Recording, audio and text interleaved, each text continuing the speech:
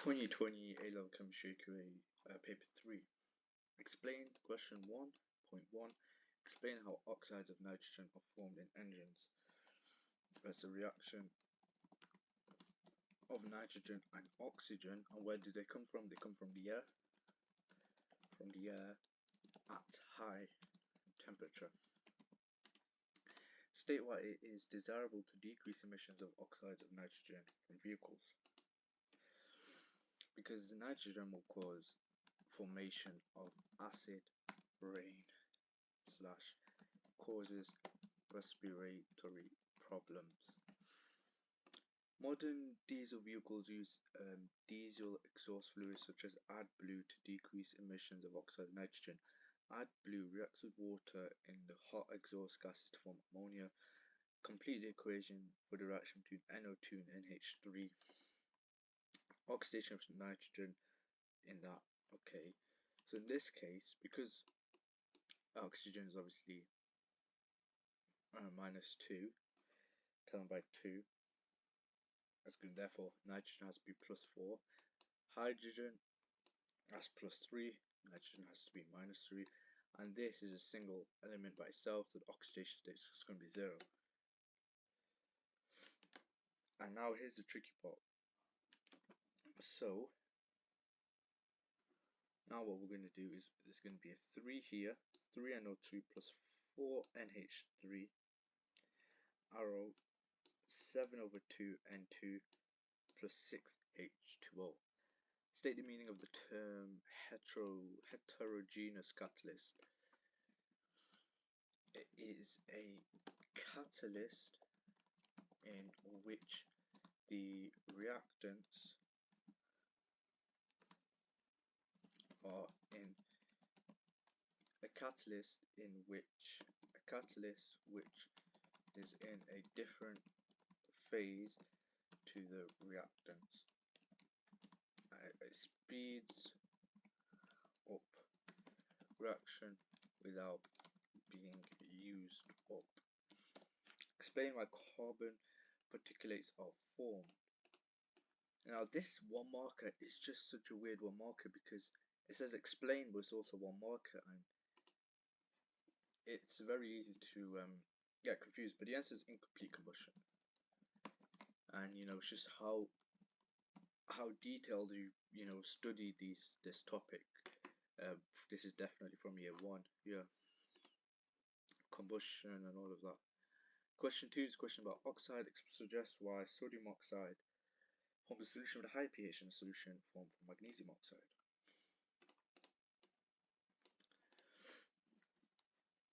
Well, the oxide ions obviously they're going to react with water, and what they're going to form hydroxide ions.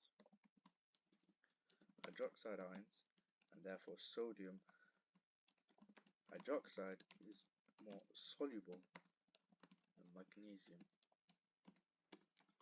hydroxide. So it's just the idea that it's going to react with water for more hydroxide ions, therefore it's got more hydroxide ions. It's going to have a higher pH. Given the equation for the reaction between phosphorus 5 oxide and water, P4O10 plus 6H2O, arrow 4H3PO4. This again is an equation you do need to memorize off by heart. These one markers are just either you know what you don't, either you're going to spend the time memorizing them or you're going to lose a mark. So P4O10 plus 6H2O, arrow 4H3PO4. Give 2 equations to show how the vanadium 5 oxide acts as a catalyst process. Again, another reaction you need to know. V2O5 plus SO2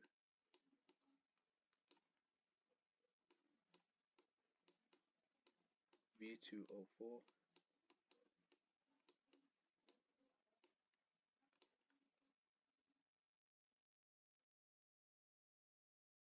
plus SO3.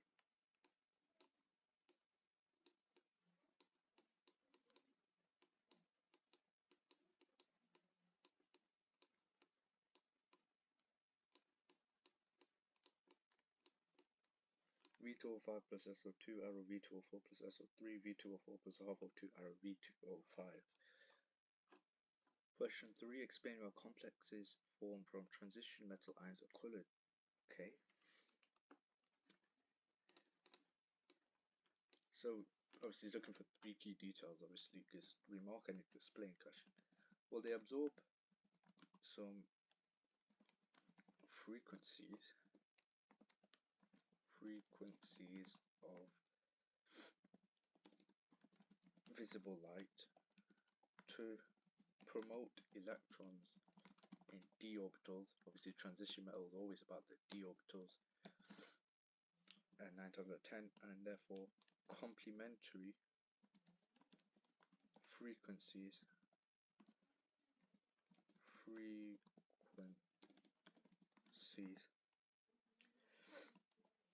of visible light transmitted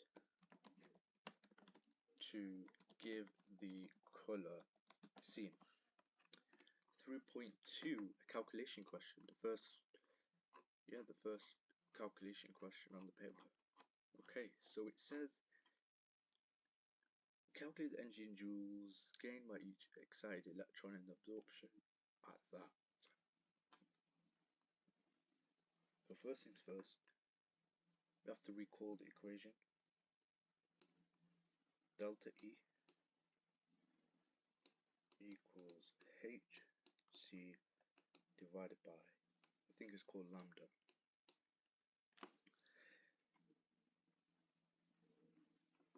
And we know that wavelength of that is going to be that times by 10 to the power minus 9.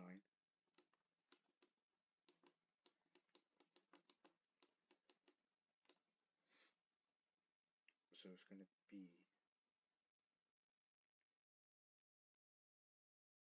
6.63 times by 10 to the power minus 34 joules per second times by 3.00 times by 10 to the power 8 divided by 490 times by 10 to the power minus 9. You should get 4.06 times by 10 to the power minus 19 joules. This question is probably going to be a hard question for most students because it just, this equation just comes at the end of, usually you study metal ions near to the end of your A levels, and so it's not something you've gone through, throughout the whole of the year. So you're probably all going to forget it. But you need to memorize it, able to confidently rearrange it, able to confidently convert between units, and then you should just get the answer. Describe how calibration graph is produced and used to find the concentration of iron 3 complex. So iron 3 complex, iron has an oxidation state of +3. That's not relevant though. Measure absorbance for a range of known concentrations. Measure absorbance for a range of known concentrations and plot graph absorbance versus concentration, and then read the value of concentration for the measured absorbance from this graph. The concentration is that, to calculate the mass used to make this much of solution a 2 marker. So how would we even approach this? The first thing we need to do is find out the moles, right? Moles is concentration of volume. In this case, so it's going to be 4.66 times by 10 to the power minus. Yeah, let's do that. So we're going to find out the moles, which is a concentration 4.66 by 10 to the power minus 2 times by the volume. However, the volume is in centimeters cubed. We want it in dm moles per dm minus cube, so we need to divide by 1000. So times by 0.250. Once we get the moles of iron, which is 0.00165 moles, that should be pretty simple, just using moles concentration volume, able to convert centimeters cubed to moles per dm cubed. But now we want the mass. Moles is mass over mr, so therefore the mass is going to be the moles mass is going to be the moles, 0.00165 times by the MR of iron, which is 55.8. And then we'll also, because we want the mass of it in the tablet used to make this much of solution, we also need it times by 250 divided by 1000, aka 0.250, and we should get then 0.0650, but that's obviously in grams. So if we want it in milligrams, 1, 2, 3, that's going to be 65.0 milligrams. And you know, that is a lot of working out for a 2 marker, but it's not ideally complicated. Find out the moles, find out the mass, and make sure to times by the volume, 250 divided by 1000, and then convert it into milligrams by times by 1000.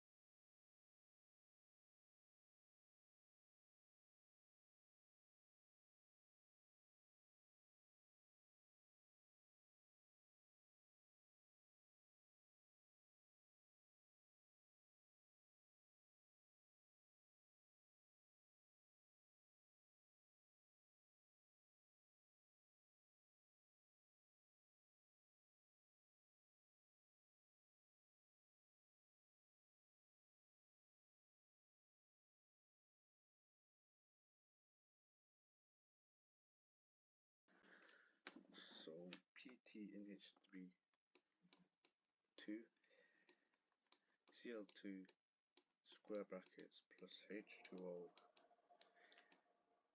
Obviously the R should be here. I don't have enough space, so it's just gonna be here. PT NH3 2 Cl bracket H2O plus Cl minus, and obviously you want the end of the square bracket there. They are ions, that's why. How would you know this for this? Well, it gives you this. It says platin, and it says one of the chloride ligands is replaced by water to form complex ion P. So yeah, all we're doing is adding water. 4.3, complete figure 1 to show how the platinum complex forms cross-link between the guanide nucleotides. So we need cisplatin, PT, NH3, 2 ammonia molecules, obviously, and then Cl, and then nitrogen with lone pair of electrons. In this case, because the remaining chloride ligands replace, and nitrogen adds another guanine nucleotide. Should look something like that.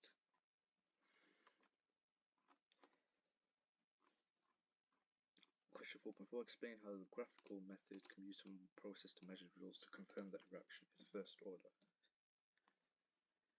Okay, so obviously if it's first order, it's going to be straight line, so I guess that's the final thing we're going to say. The first thing we're going to do is plot concentration against time, but concentration obviously the y-axis, time is the x-axis, and take tangents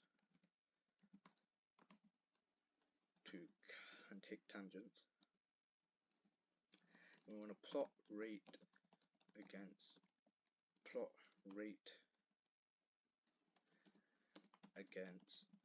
concentration, and it should be a straight line through the origin, aka directly proportional,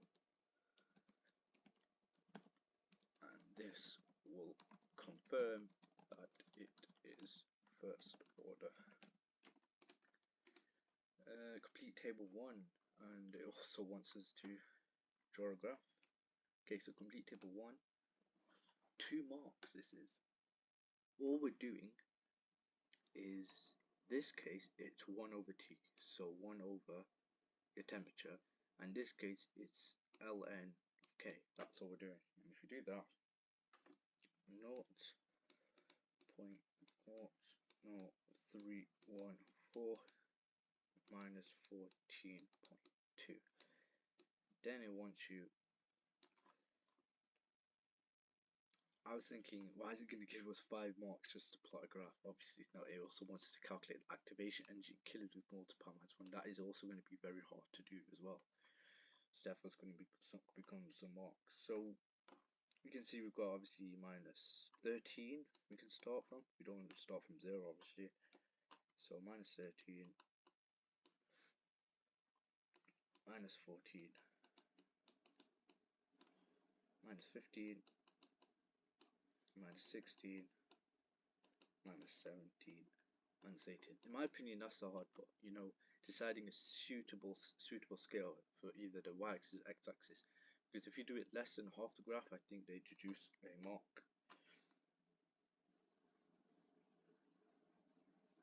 Yeah, plotted points must take up more than half the grid, not M1 if Y here. So then once we plot it just by reading from the results in table 1, you know, obviously it's not completely accurate, but it shouldn't be too hard plotting it. And what happens is you get a straight line. So something like that, obviously it should be a straight line. And it does go through majority of points. This one obviously slightly misses it. But now the second part of the question, calculate the activation energy. How do we even do that? Well, we know the gradient. Now we can find out the gradient, and we should get gradient, as obviously it depends where you take your points from, but we should get something like that, minus 13,000. And obviously gradient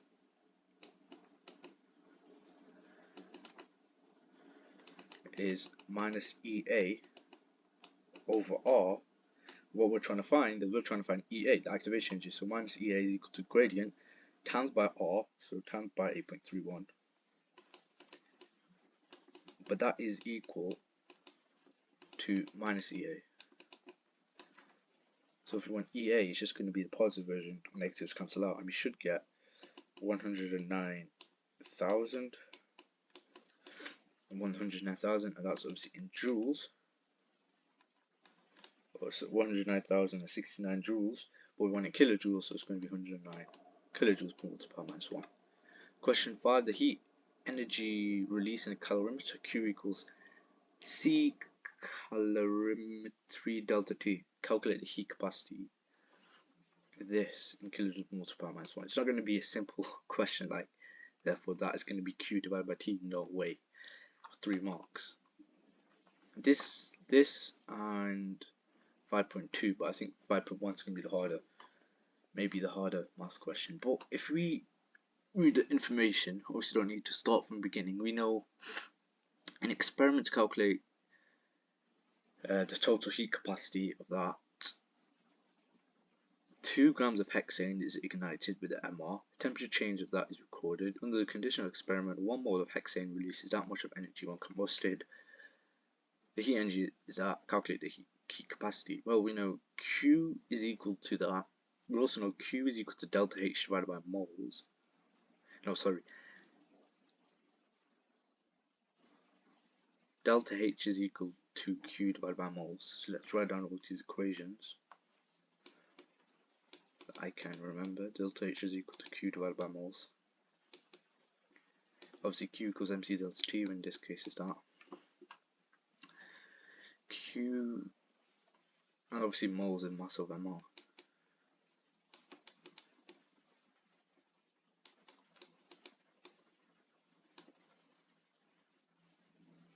MC delta T. So first thing we're going to have to do is find out the moles. Then we can find out Q using Q equals MC delta T.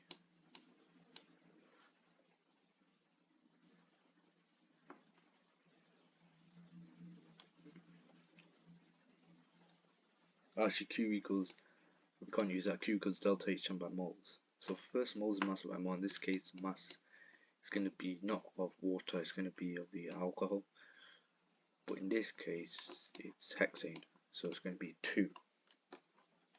It's going to be 2 divided by 86, then Q is equal to delta H, which is that in kilojoules, because we want a final answer in kilojoules, 4154 times by 2 divided by 56, but that's Q and we want Ca, and that's Q this divided by delta T, which is 12.4. We should get 7.80 kilojoule K to the power minus 1. Calculate heat change for octane in this combustion reaction.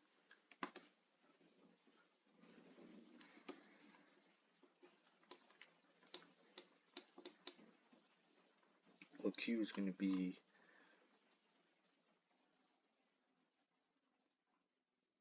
octane.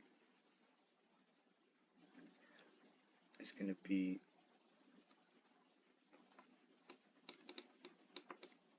7.79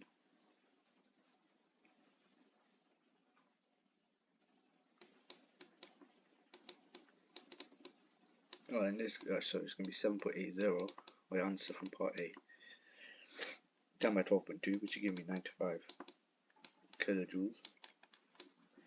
Obviously we want the moles, then we find out the moles. The moles of this is going to be 2 divided by the MR 114 of octane,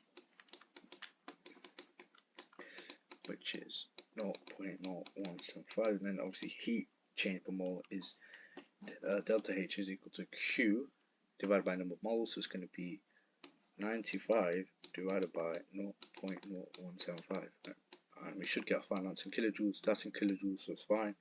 Should get 5417 kilojoules per mole to the power minus 1. 5.3 state whether heat energy calculated from the bomb calorimetry experiment is not enthalpy change. It's not an enthalpy change. Heat change calculated is not an enthalpy change. It's because it's something to do with the pressure, and the idea that the pressure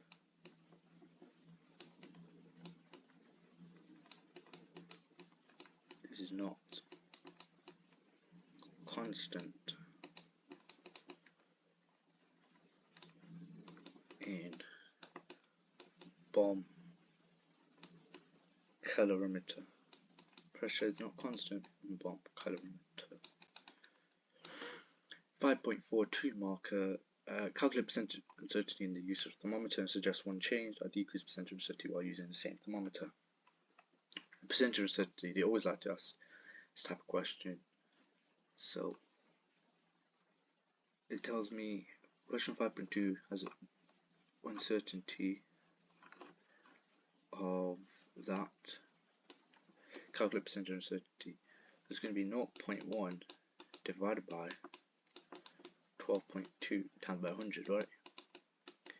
But how do we get a temperature change? Final temperature minus initial temperature. So we've got 2 readings, so we need to times that by 2. That is the tricky part. So it's going to be 0.2 divided by 12.2 times by 100, 1.64%. So just remember how many readings are you taking. Well, if there's a temperature change, we need 2 readings as change. So we need to times it by 2. The change, well, we can use a bigger mass of fuel. Use a bigger mass. In this case is of fuel. Well, that means also delta T, change temperature, is greater.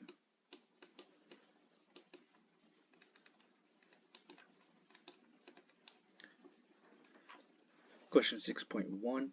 State the substances and conditions needed in a standard hydrogen electrode.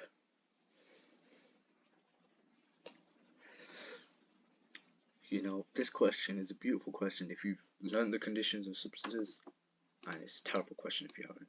And I was just waiting, you know, for them to put a question like this, and they have on the 2020 paper. hydrogen, or standard hydrogen electrode, hydrogen in gaseous state at 100 kilopascals of pressure,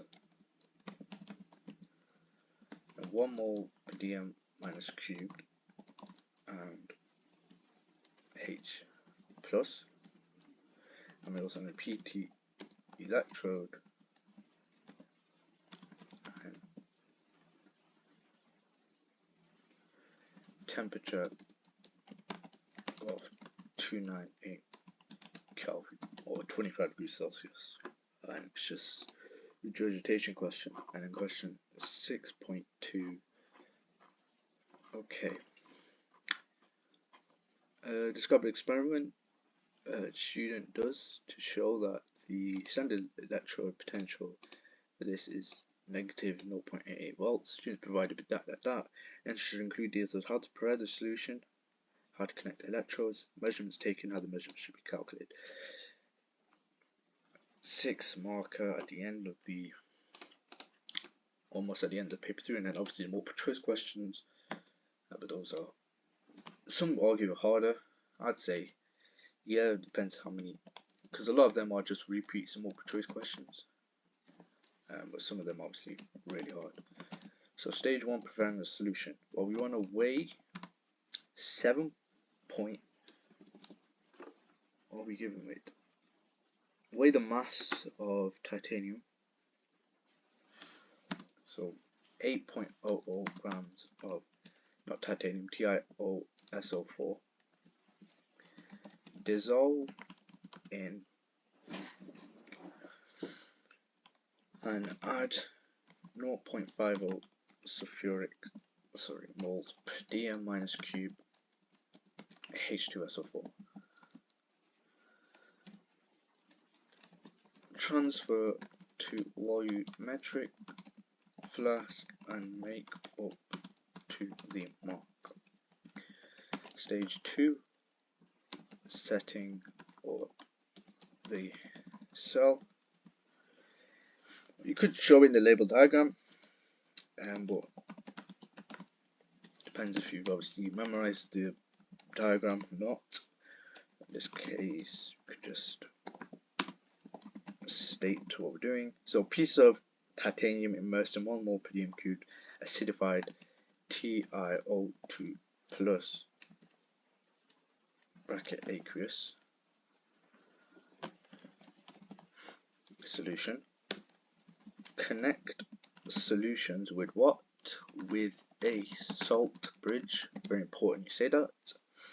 And then we want to connect the metals through high R voltmeter. And then stage 3, measurements and calculation. I'm going to record the voltage of the cell, and then obviously the 2 equations you need to know. The E cell equals E RHS. In this case, it's going to be E of copper minus E of titanium. And then if you substitute the values in, you should get E of cell equals plus 1.22 volts if the copper is on the right hand side. Question 6.3, give the half equation in acidic conditions. TiO2 plus 2H plus, because remember, actually no, let me move all, obviously going from TiO2 plus to titanium, and now we need to balance it. No point just copying straight away. Mark scheme, let's actually go through it. So TiO2 plus to Ti solid. So one thing I can notice is that you've also got a 2 plus charge here, and we've not got any charge here. Another thing is we've got an oxygen here, we've got no oxygens here, so we need to add a water molecule. We can't add oxygens directly. The only things we can add are negatively charged electrons, H plus ions, and water molecules, H2O. Those three are the only things we can add for these Hopf equations, nothing else.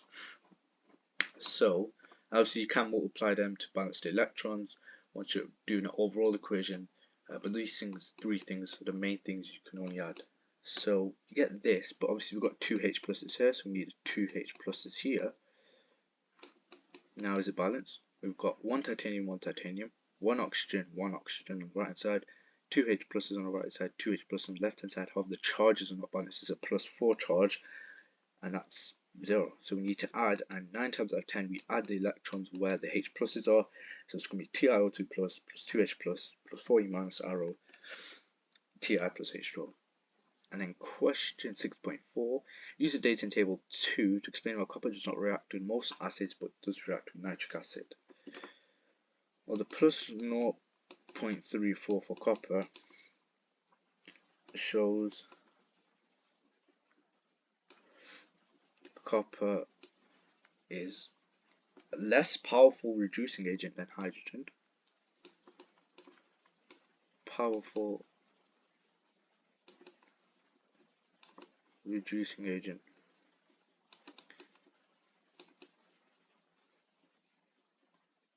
than H2.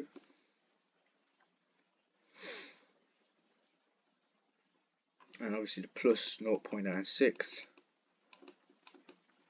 compared with the plus 0.34 is also about copper 0.34. What does that show me? Well, it shows me that the E cell for the cell, obviously this is terrible handwriting, but hope you can just hear what I'm saying. For reaction of copper with nitrate,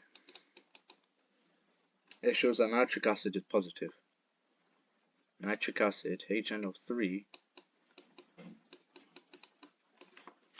is positive. How much can be positive by? Plus 0.62 volts, 0.96 minus